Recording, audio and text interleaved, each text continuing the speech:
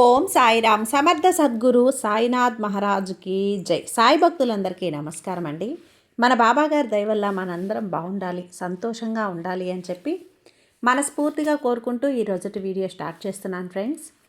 ఇక ఈరోజు వీడియోలో మనం చూడబోయేది ఏంటి అంటే, బిడ్డ, నమ్మిన వారి చేతుల్లో దారుణంగా మోసపోతున్నావు, గుండెలు పగిలేలా ఏడవబోతున్నావు, పగవారి కలలు నెరవేరబోతున్నాయమ్మా. ఆలస్యం చేస్తే మాత్రం నరకమే. వెంటనే ఈ క్షణంలోనే నువ్వు ఇది తెలుసుకొని తీరాల్సిందే బిడ్డ అని చెప్పి బాబాగారు అయితే మన కోసం ఒక మంచి సందేశాన్ని అయితే తీసుకొచ్చేసారండి. ఆ సందేశం ఏంటి, ఆ సందేశం రూపంలో బాబాగారు మనతో ఏం చెప్పబోతున్నారు వినే ముందుగా మన ఛానల్ని కనుక కొత్తగా ఎవరైనా చూస్తూ ఉన్నట్లయితే ప్లీజ్ సబ్స్క్రైబ్ చేసుకోండి ఫ్రెండ్స్. వీడియో నచ్చితే కనుక లైక్ చేయండి, షేర్ చేయండి, కామెంట్ చేయండి, కొంచెం సపోర్ట్ చేయండి. ఇక వీడియోలోకి వెళ్ళబోయే ముందు ఒక్కసారి మనకు తెలిసిన గురువుగారండి, షిరిడి సాయిబాబా ఆశీస్సులతో జ్యోతిష్యం చెప్తున్నారు గురూజీ సుబ్రహ్మణ్యం రాజు గారు, నెంబర్ 1 వశీకరణ స్పెషలిస్ట్. వీరి మొబైల్ నెంబర్ 9908224144. ఎలాంటి ప్రాబ్లం ఉన్నా సరే కేవలం ఫోన్ ద్వారా పూజలు చేసి పరిష్కరించేస్తారు. నేరుగా వెళ్లాల్సిన పని లేదు, పర్సనల్గా మీట్ అవ్వాల్సిన అవసరం కూడా లేదు. ఉన్న చోటనే కదలకుండా, మూడో కంటికి తెలియకుండా మీ మొండి సమస్యలను సైతం మీరు పరిష్కరించుకోవచ్చు. ప్రేమ, పెళ్లి, ఉద్యోగం, రాజకీయం, విదేశీ ప్రయాణం, ధనం నిలకడగా లేకపోవటం, భార్యాభర్తల మధ్య గొడవలు, ఆస్తి తగాదాలు, అప్పుల బాధలు, స్త్రీలు పురుషులు ఎటువంటి గుప్త సమస్యలున్నా సరే నెంబర్ 1 వశీకరణ స్పెషలిస్ట్. మీ మీద, మీ ఇంటి మీద చెడు ప్రయోగం జరిగినా, చేసి ఉన్నా కూడా నరదృష్టి, నరగోష్ట, సంతాన సమస్యలు, భార్యాభర్తల మధ్య, లవర్స్ మధ్య అనుమానాలున్నా, అపార్థాలున్నా, థర్డ్ పర్సన్ ఉన్నా సరే, అత్తాకోడళ్ళ మధ్య సఖ్యత లేకపోయినా ప్రతి ఒక్క ప్రాబ్లంకి చక్కటి సొల్యూషన్ ఇస్తున్నారండి. మీ వివరాలన్నీ కూడా సేఫ్ అండ్ సెక్యూర్గా ఉంచుతారు. మీకే కాదు, దేశ విదేశాల్లో ఉన్నవారు ఎలాంటి ప్రాబ్లమ్స్నైనా సరే పరిష్కరించుకుంటున్నారు. ఎంతోమంది విదేశాల్లో ఉన్నటువంటి వారు, దిక్కుతోచని పరిస్థితుల్లో అయోమయ స్థితిలో ఉన్నవారు ఇప్పుడు గురువుగారికి కాల్ చేసి వాళ్ళ ప్రాబ్లమ్స్ని సాల్వ్ చేసుకొని ఈరోజు హ్యాపీగా లైఫ్ లీడ్ చేస్తూ చాలా సంతోషంగా ఉన్నారు. కాబట్టే స్క్రీన్ మీద ఉన్నటువంటి నెంబర్కి ఒకసారి కాల్ చేయండి. మీ ప్రాబ్లంని గురువుగారితో పంచుకోండి. ఖచ్చితంగా గురువుగారు మీ ప్రాబ్లంకి సొల్యూషన్ చూపిస్తారు.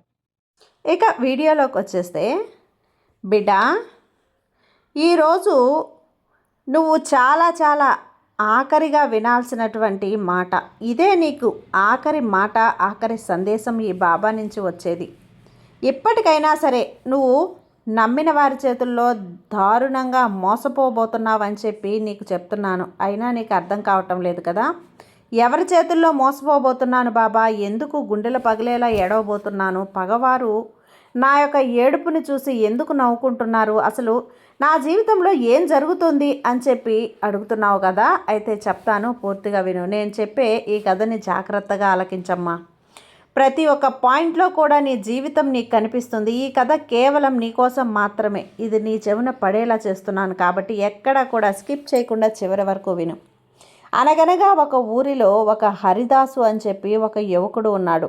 అతను భిక్షాటన చేసుకుంటూ ఉంటాడు. లేకపోతే అది కూడా ఒక్కొక్కసారి బద్ధకంగా అనిపిస్తే ఒక చెత్త కుండీ దగ్గరికి వెళ్ళి ఎంగిలైన ఇస్తరాకులు, అంటే ఎవరైతే సగం తిని పడేస్తూ ఉంటారో ఆ ఎంగిలి ఇస్తరాకుల్లో మిగిలిన అన్నాన్ని తిని ఆ పూటకి కడుపు నింపుకుంటాడు. అయితే ఒకరోజు ఇలాగే జరుగుతూ ఉంది. ఆ చెత్త కుండీలో అతనికి ఒక 10 పైసలు అయితే దొరుకుతుంది. ఆ 10 పైసలను జాగ్రత్తగా దాచిపెట్టుకుంటాడు.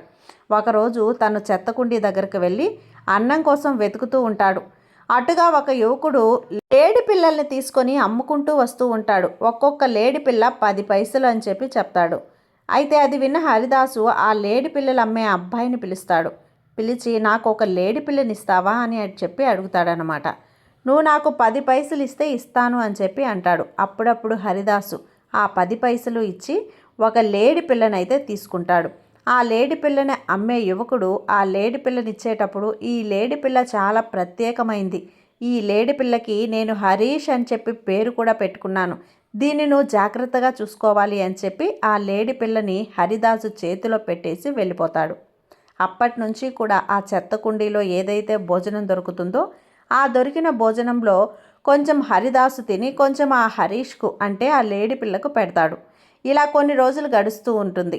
లేడి పిల్ల కూడా కొంచెం పెద్దదవుతుంది. తర్వాత ఒకరోజు హరిదాస్ దగ్గరికి లేడి పిల్ల వచ్చి, హరిదాస్ అంటే నువ్వు నా యజమానివి కాబట్టి నేను నీ యొక్క పర్మిషన్ తీసుకుంటున్నాను. నువ్వు ప్రతిరోజు కూడా చెత్త కుండీలో దొరికే ఆహారాన్ని నాకు పెట్టి నువ్వు కూడా తింటున్నావు. కానీ నువ్వు పెట్టే ఆ భోజనం ఏదైతే ఉందో అది నాకేమాత్రం సరిపోవటం లేదు. ఇలాగే కొన్ని రోజులు గడిస్తే నేను మరణిస్తాను. అలాగే ఆకలితో కూడా నేను ఉండలేను. కాబట్టి నువ్వు నాకు అనుమతిస్తే గనక నేను ఈ రోజు నుంచి నా ఆహారాన్ని నేనే సంపాదించుకొని తింటాను. కాబట్టి నేను ఉదయం వెళ్ళి సాయంత్రానికి ఇంటికి వస్తాను. నువ్వు నా గురించి ఏమాత్రం కూడా ఆలోచించొద్దు అని చెప్పేసరికి హరిదాసు కొంచెం భయపడతాడు. ఎందుకంటే సడన్గా లేడిపిల్ల మాట్లాడడం ఏంటి, ఈ లేడిపిల్ల ఎందుకు ఎలా మాట్లాడుతుంది, అందులోనూ నేను ఎంతో ఇష్టంగా కొనుక్కున్నాను, దీన్ని చాలా ప్రేమగా చూసుకుంటున్నాను, ఒక్కసారి నమ్మి ఈ లేడి పిల్లని నేను వదిలేస్తే మళ్ళీ తిరిగి నా దగ్గరకు వస్తుందా రాదా అని చెప్పి సందేహంతో భయపడుతూనే అతనికి ఏవో అనుమానాలన్నమాట తన మనసులో అలా అలా తిరుగుతూ ఉన్నాయి. ఆ లేడి పిల్లకి అనుమతిస్తే ఇస్తాడు. ఇక ఆ తర్వాత రోజు నుంచి ఉదయాన్నే లేడిపిల్ల లేచి అడవుల్లోకి వెళ్ళి గడ్డి తినేసి సాయంత్రానికి ఇంటికి వస్తుంది. అలా చుట్టుపక్కల జనం అందరూ కూడా లేడిపిల్ల సామాన్యమైంది కాదు, చక్కగా మాట్లాడుతుంది, చక్కగా భోజనానికి గడ్డి వేయడానికి అడవుల్లోకి వెళ్తుంది, మళ్ళీ సాయంత్రాన్ని అవ్వగానే ఎక్కడికి వెళ్లకుండా ఇంటికి వచ్చేస్తుంది అని చెప్పి ఆ లేడిపిల్ల గురించి చెప్పుకుంటూ ఉంటారు. ఒకరోజు ఏం జరుగుతుంది అంటే ఆ లేడిపిల్ల రోజులాగే అడవికి గడ్డి వేయడానికి వెళ్తుంది. ఆ లేడి పిల్లకి ఆ గడ్డి మధ్యలో ఒక వజ్రం అయితే కనిపిస్తుంది. వజ్రం చూడడానికి చాలా విలువైనది. దానికి అసలు ఈ దేశంలోనే ఎక్కడా కూడా దొరకనటువంటి అమూల్యమైన వజ్రంలాగా ఆ లేడి పిల్లకి కనిపించింది. వెంటనే ఆ లేడి పిల్లకి అంటే ఆ హరీష్కి ఒక ఆలోచన వస్తుంది. ఆ వజ్రాన్ని తీసుకొని వెళ్ళి నా యజమాని హరిదాస్కి ఇస్తే అందరూ కూడా ఈ వజ్రాన్ని ఎక్కడ దొంగిలించావని చెప్పి ఆ యజమానిని కొడతారు. అలా జరగకూడదు. మరి ఈ వజ్రాన్ని నేనే తీసుకొని నా దగ్గర ఉంచితే నాకెక్కడ దొరికిందో అని చెప్పి దొరికిన వారు నా దగ్గర నుంచి దొంగలిస్తారు. ఇలా కాకుండా ఈ వజ్రాన్ని నేను ఒక రాజుకి ఇవ్వాలి అన్న ఉద్దేశంతో ఆ రాజ్య మందిరం ఎక్కడ కనపడుతుందా అని చెప్పి అడవుల్లో నుంచి వెతుక్కుంటూ వెళ్తాడు. ఇలా వెతుక్కుంటూ వెళ్ళే క్రమంలో ఒకరోజు గడిచిపోతుంది. ఆ హరిదాస్ ఏమో ఈ లేడీ పిల్ల ఇంటికి రాలేదేంటి అని చెప్పి ఎదురు చూస్తూ ఉంటాడు. అలాగే రెండో రోజు కూడా గడిచిపోతుంది. రెండో రోజు కూడా హరిదాస్ చాలా బాధపడతాడు. ఇక ఆ లేడి పిల్ల ఇంటికి రాదేమో అని చెప్పి మూడవ రోజుకి సరిగ్గా ఒక పట్టణంలో రాజమందిరం దగ్గరికి వెళ్ళి ఆ గేటు బయట నుంచి ఆ హరీష్ అంటే లేడి పిల్ల ఎవరైతే ఉన్నారో ఆ రాజమందిరంలో అని చెప్పి పెద్దగా కేకలు వేస్తూ ఉంటాడు. అప్పుడు రాజభటులు వచ్చి ఏంటి నీకేం కావాలి, ఇక్కడికి ఎందుకు వచ్చావని చెప్పి ఆ లేడి పిల్లని అడుగుతారు. అప్పుడు ఆ మహారాజును కలవాలి అని చెప్పి లేడి పిల్ల చెప్పగానే మహారాజు దగ్గరికి వెళ్ళి రాజభటులు చెప్తారు, ఆహా మహారాజా, ఒక విచిత్రం అనేది కనిపించింది. నిన్ను కలవడానికి ఒక లేడి పిల్ల వచ్చింది. విచిత్రం ఏంటి అంటే ఆ లేడి పిల్ల మాట్లాడుతుంది. అయితే మీతో ఏదో చెప్పాలంట అని చెప్పి అనేసరికి ఆ మహారాజు కూడా ఆశ్చర్యంతో ఆ లేడి పిల్లని మహారాజు అడుగుతాడు, ఎవరు నువ్వు, నా దగ్గరికి ఎందుకు వచ్చావు, నీకేం కావాలి అని చెప్పి. అప్పుడు పక్కూరిలో హరిదాసు అని చెప్పి ఒక పెద్ద మహారాజు ఉన్నాడు. ఆ మహారాజుకి మీకు ఒక కూతురుంది అని చెప్పి తెలిసింది. ఎలాగైనా కానీ మీ కూతుర్ని వివాహం చేసుకోవాలని చెప్పి నన్ను మీ దగ్గరికి మాట్లాడమని చెప్పి పంపించాడు. అలా మాట్లాడడానికి మీకు ఒక కానుకను కూడా ఇచ్చాడు అని చెప్పి తన దగ్గర ఉన్నటువంటి వజ్రాన్ని తీసి మహారాజు చేతిలో పెడుతుంది. అప్పుడు మహారాజు ఆ వజ్రాన్ని తీసుకొని, ఈ వజ్రం చాలా విలువైనది, ఈ వజ్రం కొన్ని కోట్ల రూపాయల ఖరీదు చేస్తుంది, ఈ వజ్రాన్ని చిరుకానుక అని చెప్పి పక్క ఊరిలో ఉండే మహారాజుకి ఇచ్చాడు అంటే ఇంకా ఆయనకి ఎన్ని ఆస్తులు ఉన్నాయో ఎన్ని అంతస్తులు ఉన్నాయో. అతను ఎవరైనా కానివ్వండి నా కూతుర్నిచ్చి నేను వివాహం చేస్తాను అని చెప్పి మనసులో అనుకొని ఆ మహారాజు ఎవరో నాకు తెలియదు కానీ అంటే ఇట్లా మాట్లాడే లేడి పిల్లను కూడా పెట్టుకుంటాడు అంటే అతని యొక్క హోదా ఏంటో తెలిసిపోతుందని చెప్పి అనుకొని, మీ మహారాజు ఎవరైనా కానీ అతనికి ఏమీ లేకపోయినా పర్లేదు, నా కూతురు మీ మహారాజును వివాహం చేసుకుంటుంది, నేను ఇచ్చి పెళ్లి చేస్తానని చెప్పి మాట ఇస్తాడు. ఆ మాట తీసుకున్న లేడి పిల్ల ఆ మహారాజుతో చెప్తుంది, సరిగ్గా 3 రోజులు సమయం ఇవ్వండి, 3 రోజుల తర్వాత నేను మా మహారాజును తీసుకొని మీ దగ్గరకు వస్తాను అని చెప్పి అప్పుడు ఆ లేడి పిల్ల అడవిలో నుంచి 3 రోజులు ప్రయాణం చేసి ఆ 3 రోజులు ప్రయాణం చేసుకుంటూ హరిదాస్ దగ్గరికి వెళ్తుంది. హరిదాస్ దగ్గరికి వెళ్ళి హరిదాస్ తోటి ఒక మాట చెప్తుంది, నేను నీతో ఒక మాట చెప్పిన మాట నువ్వు వినాలి. 3 రోజులు ప్రయాణించి ఒక ఊరు వెళ్ళాలి. నువ్వు నాతో పాటు రా. నేనేం చెప్తే అది చెయ్యి. నన్ను ఎందుకు చెయ్యాలి అని చెప్పి మాత్రం ప్రశ్నించకు. నేను చెప్పిన మాట విను అని చెప్పి చెప్తుందన్నమాట. అప్పుడు దానికి హరిదాస్ కూడా సరే అని చెప్పి ఒప్పుకుంటాడు. ఇక తెల్లవారుజామున ప్రయాణం మొదటి రోజు అడవిలోనే గడుస్తుంది. రెండవ రోజు కూడా అడవిలోనే గడుస్తుంది. ఇక రెండవ రోజు హరిదాస్ అలా కూర్చున్నప్పుడు ఆ లేడి పిల్ల తన కాళ్ళతోటి హరిదాసుని విపరీతంగా కొడుతుందన్నమాట.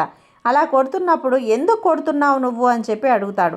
ఇలా కొట్టడం వల్ల వెనక కారణం ఒకటి ఉంది. నువ్వు అడగొద్దు అని చెప్పి చెప్పాను. నువ్వు అడగొద్దు అని చెప్పిన తర్వాత కూడా సరే అని చెప్పి ఆ హరిదాస్ కూడా సైలెంట్గా అయిపోతాడు. ఇక 3వ రోజు వచ్చింది. అప్పుడు హరిదాస్కి ఈ లేడి పిల్ల ఏం చెప్తుంది అంటే, నేను వచ్చేంత వరకు కూడా నువ్వు ఇదే స్థానంలో ఉండు. నేను మళ్ళీ 2 రోజుల్లో తిరిగి వస్తాను. నువ్వు ఇక్కడి నుంచి ఎక్కడికి వెళ్ళిపోతే కనుక నువ్వు మరణిస్తావు. కాబట్టి అక్కడే నువ్వు ఉండాలి అని చెప్పి మాట తీసుకొని ఆ లేడి పిల్ల మహారాజు దగ్గరికి 2 రోజుల ప్రయాణం నుంచి వెళ్తుందన్నమాట. అలా వెళ్ళిన తర్వాత మహారాజు లేడి పిల్లని అడుగుతాడు, ఏంటి నువ్వు ఒక్కదానివే వచ్చావు, మీ మహారాజు ఏడి అని చెప్పి. అప్పుడు ఆ లేడి పిల్ల ఏడుస్తూ, మహారాజా, దారిలో దుండగులు, అడవి దొంగలు మా మహారాజు మీద దెబ్బలాడే తన యొక్క బట్టలను, విలువైన నగలను, మేము తీసుకొస్తున్నటువంటి కానుకలన్నింటినీ దొంగలించి వెళ్ళిపోయారు. కాబట్టి మా మహారాజు ఎంతో గాయపడ్డాడు. తను ఇప్పుడు ఈ విధంగా మిమ్మల్ని కలవడానికి ఇష్టపడడం లేదు. పైగా మా మహారాజు ఒంటి మీద బట్టలు కూడా లేవని చెప్పి ఆ లేడి పిల్ల చెప్తుంది. దానికి మహారాజుకు చాలా బాధేసి వెంటనే రాజభటుల్ని పిలిపించి, మన రాజమందిరంలో ఏవైతే అన్నిటికంటే ఖరీదైన బట్టలు ఉంటాయో అవి ఈ లేడి పిల్లతో పాటు వెళ్ళి అక్కడ మహారాజు గాయపడ్డాడంట, అతనికి ఇవ్వండి అని చెప్పి చెప్తుంది. ఆ రాజు చెప్తాడు. అప్పుడు ఆ లేడి పిల్ల అడ్డగిస్తుంది. లేదు మహారాజా, ఒంటి మీద బట్టలు లేవు, మీరెవ్వరూ కూడా రావడానికి వీల్లేదు. కేవలం నేను మాత్రమే బట్టలు తీసుకొని వెళ్తాను, తర్వాత మేమిద్దరం కలిసి వస్తామని చెప్పి మహారాజుకి సరేనని చెప్పి అంటాడు. ఇక ఆ లేడి పిల్ల ఏం చేస్తుంది, ఆ బట్టలు తీసుకొని హరిదాసుకు ఇస్తుంది.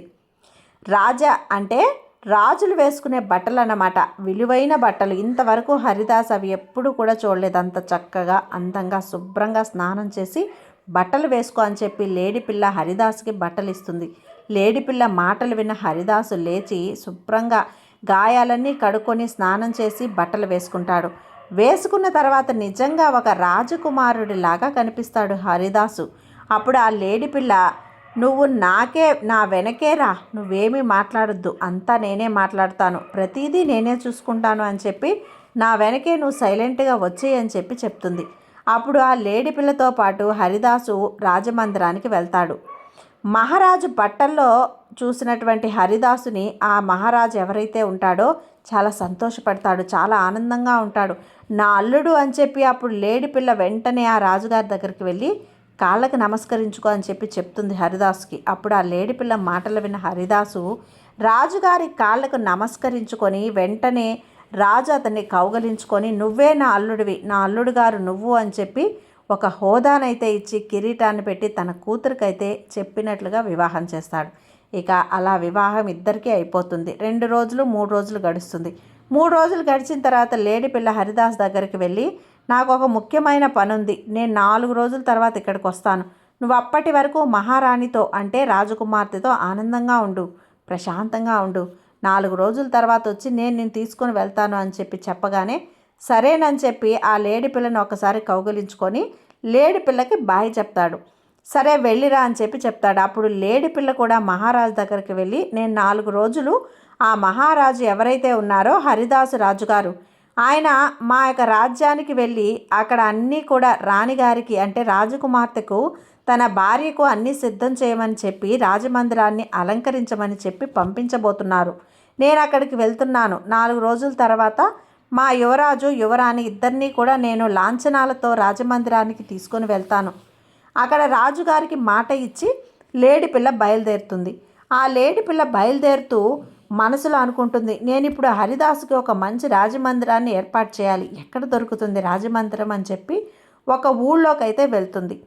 ఆ ఊళ్ళోకి వెళ్ళిన తర్వాత పెద్ద పాడుబడ్డ బంగ్లా, ఆ లేడి పిల్లకి ఎలా కనిపించి ఆ బంగ్లాను చూసి ఇది రాజమందిరంగా మారిస్తే ఎంత బాగుంటుందో అని చెప్పి బంగ్లాలోకి వెళ్తుంది లేడిపిల్ల. లేడిపిల్లకి ఒక పెద్దావిడ కనిపిస్తుంది. ఎవరూ లేరా ఇక్కడ అని చెప్పి లేడిపిల్ల అడిగిన ప్రశ్నకు ఆ పెద్దావిడ, ఎవరు నువ్వు, ఇక్కడికి ఎందుకు వచ్చావు, ఇక్కడికి వస్తే నీ ప్రాణానికే ప్రమాదం, ఇక్కడ ఒక పెద్ద పాముంది అని చెప్పి ఆ పెద్దావిడ లేడిపిల్లతో చెప్తుంది. అమ్మో, నువ్వేం భయపడకు, అసలు రాజమందిరం ఎవరిది, నువ్వెవరు, ఈ పాము ఎవరు, ఎక్కడ, ఎందుకుంది అని చెప్పి అడగ్గా అప్పుడు ఆ పెద్దావిడ